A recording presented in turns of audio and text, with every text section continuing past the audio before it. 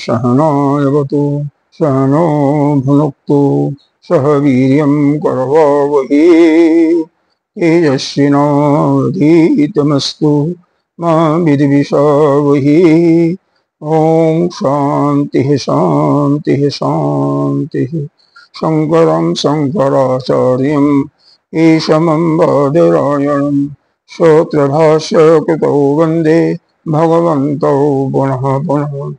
ईश्वरो गुरुरात्मेति मूर्तिभेद विभागिनी व्योमवत् व्याप्तदेहाय दक्षिणामूर्तये नमः। अखण्डमण्डलाकारं व्याप्तं येन चराचरं तत्पदं दर्शितं येन तस्मै श्रीगुरवे नमः।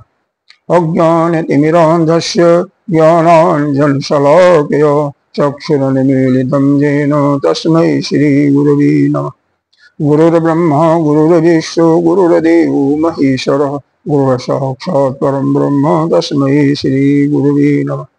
त्वमेव माता च पिता त्वमेव बन्धो च सखा त्वमेव विद्या द्रविणं त्वमेव सर्वं मम देव गजाननं भूतगणाधिसेवितं कपितजम्बूफलचारुभक्षणम् उमाशतं शोकविनाशकारकं नमामि विघ्नेश्वरपादपङ्कजम्।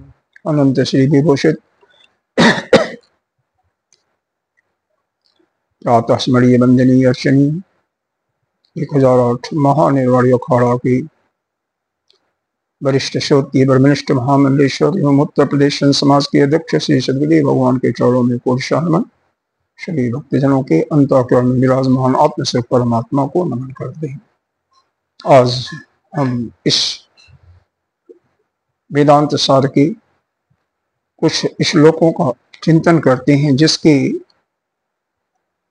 माध्यम से हमें गुरु की आवश्यकता क्यों होती है, इसकी गुरु की महत्ता पर हमें ज्ञान होता है। गुरु कैसा चाहिए, गुरु की अनिवार्यता हमारे जीवन में क्यों है, और उस गुरु के प्राप्त हो जाने पर हमें किस फल की प्राप्ति होगी, इस विषय पर चर्चा करते हैं। यह आपकी वेदांत सार नामक पुस्तक से लिया जा रहा है। अयम अधिकारी जनन मरणादि संसारानल संतप्तो दीप्त शिरा जलराशिम उपहार पाणिं श्रोत्यहं ब्रह्मनिष्ठं गुरुम उपसृत्य तम अनुसरति तद विज्ञानार्थं स गुरुमेव विगच्छेत् समतमाणि श्रोत्यं ब्रह्मनिष्ठं।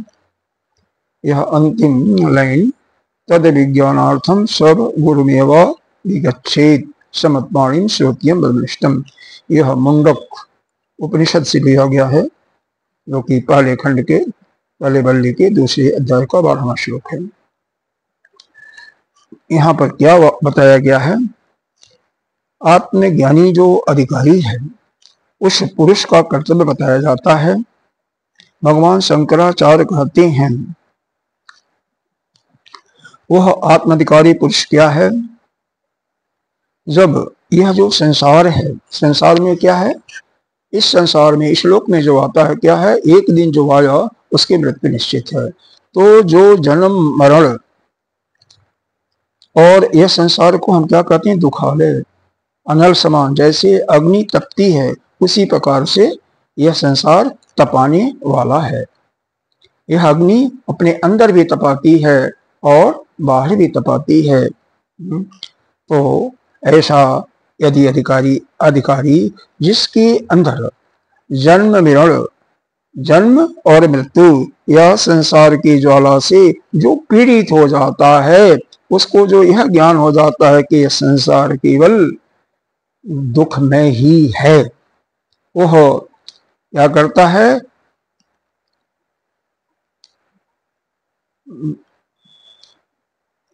समतपाणी श्रोतीय ब्रह्मनिष्ठ, वह श्रेष्ठ श्रोतीय मतलब जो वेद को जानने वाला है, ब्रह्मनिष्ठ जो अपने स्वरूप में स्वयं ब्रह्मनिष्ठ है, स्थित है,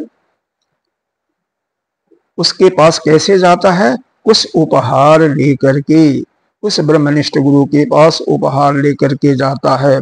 कैसे जाना चाहिए, इसके लिए बताया है, दीप्त शिरा जल राशिम, मतलब जैसे जलते हुए सिर वाला पुरुष उस अग्नि को बुझाने के लिए पानी की तरफ दौड़ता है, तालाब पोखरिया की तरफ दौड़ता है, उसी प्रकार से वह साधक जिसको इस संसार से, संसार के दुख का अनुभव हो गया कि यह संसार केवल दुख देने वाला है, केवल तपाने वाला है, जन्म मृत्यु और बीच में और भी आते हैं, क्या, अस्ति जायते वर्धते परमृते अक्षीयते और विनश्यति, इस प्रकार की ये जो खड़ दोषों से युक्त है, इसको अच्छी तरह से पहचान लेता है और संसार के अन्य दोषों को समझते हुए कि इस संसार में दुख के सिवा कुछ नहीं है, तो वह ज्ञान प्राप्त करने के लिए, इस दुखों का संपूर्ण विनाश करने के लिए वह श्रोतीय, श्रुति क्या मतलब, जो वेद का ज्ञाता है, वेद के अर्थ को अच्छी तरह समझा सकता है, और ब्रह्मनिष्ठ का मतलब जो अपने स्वयं स्वरूप में स्थित है, जो ब्रह्म में है, ब्रह्मयुक्त हो चुका है, जो अपने ब्रह्म स्वरूप में स्थित है, उसके पास इस प्रकार से जाए। कैसे, जैसे सिर पर दीप्त शिरा, सिर पर दीपक रखा हुआ जलता हुआ, और वह उसको बुझाने के लिए, अग्नि को बुझाने के लिए पानी की तरफ दौड़ता, उस प्रकार से जाए। और कैसे जाए, कैसे जाए, कुछ उपहार लेकर के। पहले जमाने में समतपाणी का अर्थ ले जाता था कुछ लकड़ी इत्यादि, जो कि संविधा के लिए जरूरी था, और वह समय चला गया, उस समय जंगल में रहते थे गुरु शिष्य। आजकल तो वह वैसा वातावरण नहीं है, तो वातावरण के अनुसार, समय अनुसार उपहार लेकर के जाए, और क्या, गुरु इस ज्ञान की प्राप्ति की इच्छा जाए। जब तक उसके ज्ञान के अंदर ज्ञान की प्राप्ति की इच्छा नहीं होगी, तब तक उसको ज्ञान नहीं प्राप्त हो सकता है कभी भी। यहां तक कि बताया गया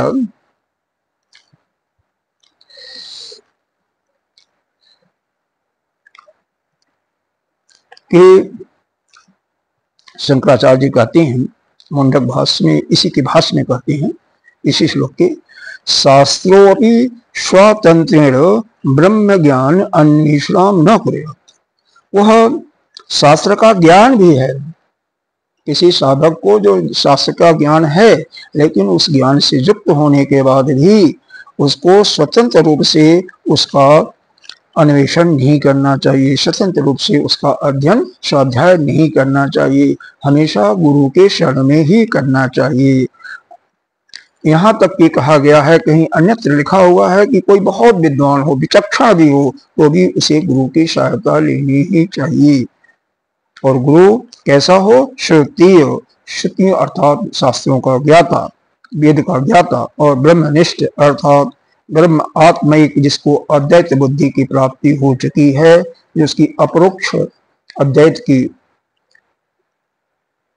अपरोक्ष अनुभव हो चुका है, उसके पास जाकर के क्या करे, श्रुति अविरजनो अकामहतः, मतलब वह श्रुति जो है, जो निष्पाप है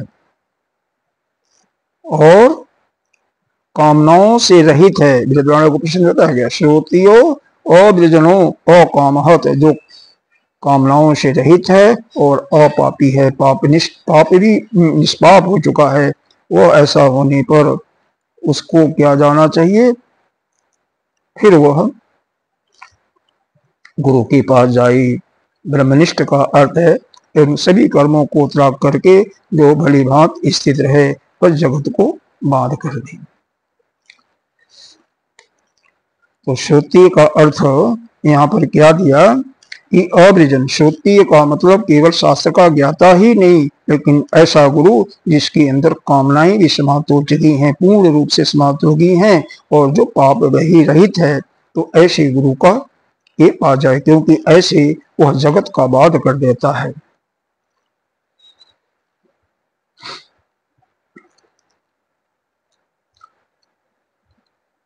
छांदोग्योपनिषद में लिखा हुआ है, आचार्यवान पुरुषो वेद, गुरु की शरण में जाने वाला ही साधक जो है ज्ञान प्राप्त करता है। इसलिए गुरु की परम आवश्यकता है। और गुरु उपदेश कैसा देता है इसके लिए बताया गया, सह गुरु परम कृपया अध्यारोप अपवाद अन्नानेन एनम उपदिशति। वह गुरु अपने उस परम कृपा शिष्य से, उस परम गुरु परम कृपा से किसको देता है, उस शिष्य को उपदेश देता। कैसे देता है उसके लिए बताया गया है। यह मुंडक की श्रुति है, तस्मै स विद्वान् उपसन्नाय सम्यक् प्रशांत चित्ताय समन्विताय येनाक्षरं वर्षं वेद सत्यं प्रवाचतां तत्ततो ब्रह्म विद्याम्। जो शिष्य प्रशांत चित्त होकर के और इंद्रियों पर अपनी विजय प्राप्त करके उनको निग्रह रख करके ब्रह्मता से यदि गुरु के पास जाता है, तो गुरु उसे तत्व यानी ब्रह्म विद्या का ज्ञान दे, उसके लिए भी अनिवार्य है, जिससे वह अक्षर और सत्पुरुष को जान सके। यह मुंडकोपनिषद में लिया हुआ।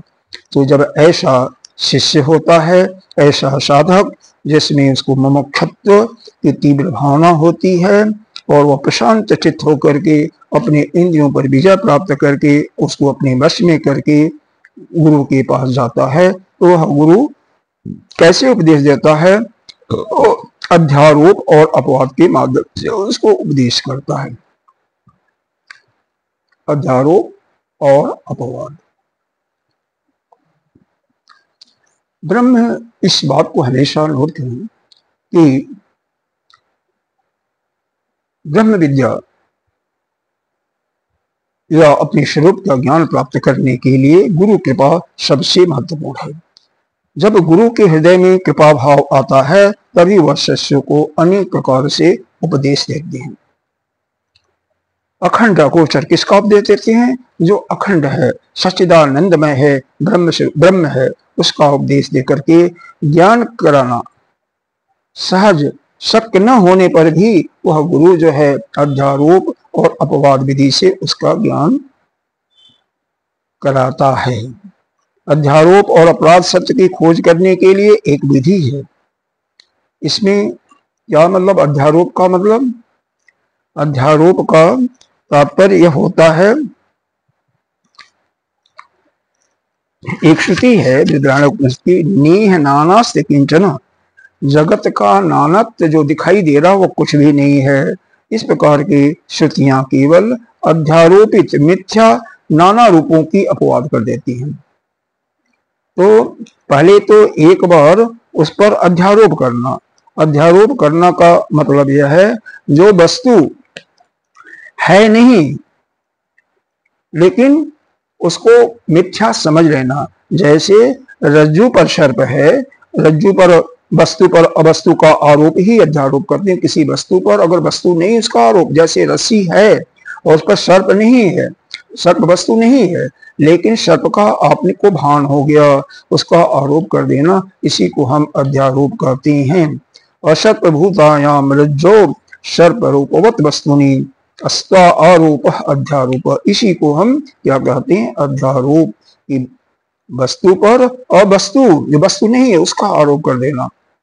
क्योंकि जैसे रज्जू पर सर्प दिखाई देता है, वास्तव में सर्प की वहां पर कोई सत्ता नहीं है, लेकिन उसका सर्प क्या होता है, वह आरोप कर देते हैं, कहते हैं कि यह रज्जू जो है अंधकार में क्या दिखाई देती है? सर्प जैसे दिखाई देती है, जैसे। लेकिन जैसे ही अब माचिस के तिल्ले जाते हैं यानी कमरे में प्रकाश करते हैं, तो वह कोई सर्प नहीं, अर्थात कोई सर्प वहां पर उपस्थित नहीं था, केवल वह रस्सी थी।